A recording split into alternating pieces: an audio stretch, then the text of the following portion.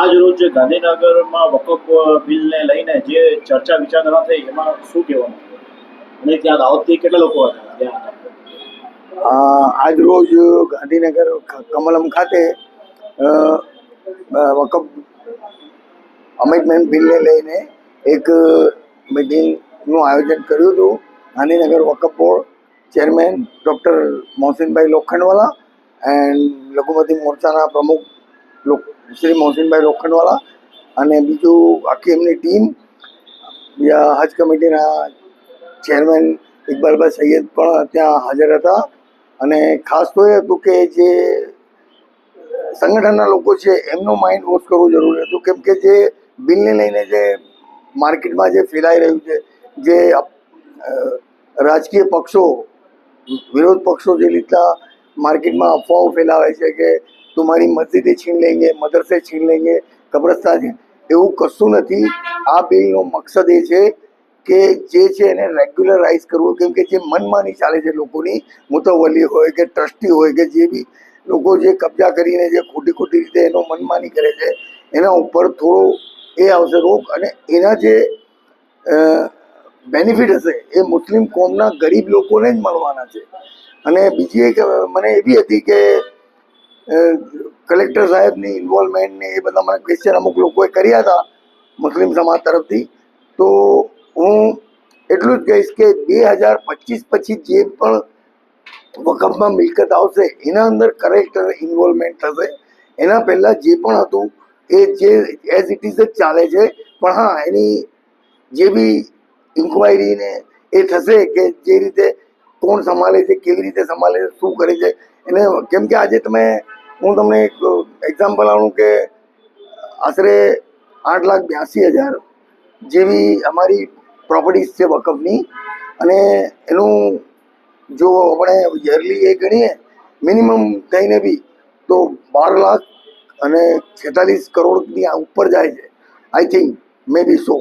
તો આપણે વિચાર કરીએ તો દર મહિને આપણે વકફની મિલકતના જે પ્રોપર્ટીની જે અર્નિંગ સમજીએ તો 136 કરોડની આસપાસ બેસે છે.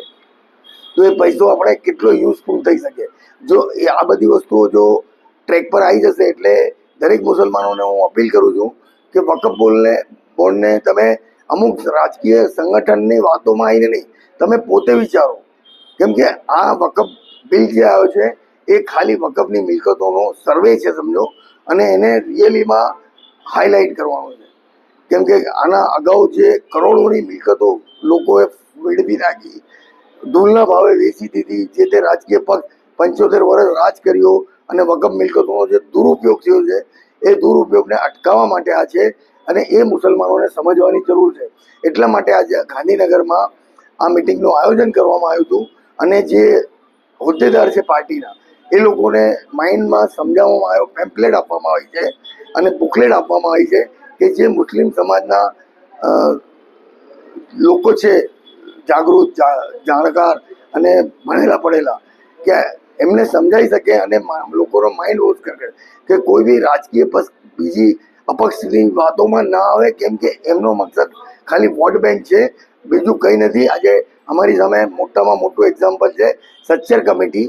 સચ્ચર કમિટી જે 2005માં આવી અને 2006ના અંદર એનો રિપોર્ટ હતો કે સચ્ચર કમિટી મુસલમાનોની હાલત એકદમ ખરાબ છે.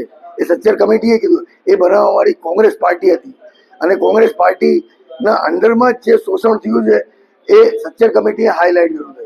હા, આજે મોદી સાહેબના રાજમાં ગુજરાતમાં, ઇન્ડિયામાં તમે ગણો તો 9.5% ગવર્મેન્ટ સર્વિસ મુસલમાન લોકો પાસે છે. યુપીએની સરકારના અંદર આજ 5% હતી. કેમ? અમારામાં લાયકાત નથી, શું નથી, અમને આગળ વધારવામાં જ ના, અમારી સ્કૂલો ના બનાવી, અમારી કોલેજો ના બનાવી, અમારા માટે કોઈ ધંધાના સ્કોપ નહીં. બસ પંચર બનાવો, પાનના ગલ્લા ખોલો, રિક્ષા ચલાવો, આ ધંધા અમારા માટે છે, મુસ્લિમ સમાજ માટે. તો હવે કંઈ આગળ કરવાનું છે. આજની જે અમારી જનરેશનને માશાલ્લાહ બધા બચ્ચાઓ બહુ સારી રીતે એજ્યુકેશન લે છે.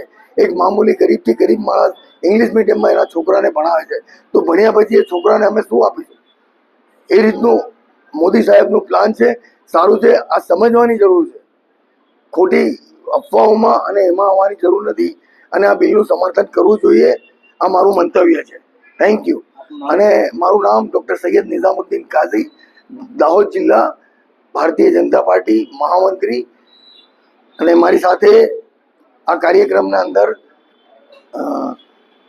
જયદીપભાઈ રાઠોડ, જે આ વકફ બિલ અમેન્ડમેન્ટના સંયોજક છે, અને સહસંયોજક તરીકે ઇકબાલભાઈ ખરોદાવાલા અને એહસાનભાઈ વકીલ, અમે 4 જણાએ આ મિટિંગ એટેન્ડ કરી હતી.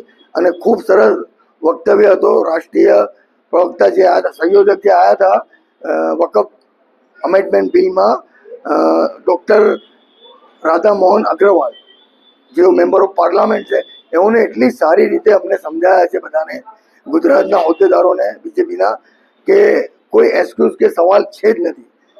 Okay, thank you.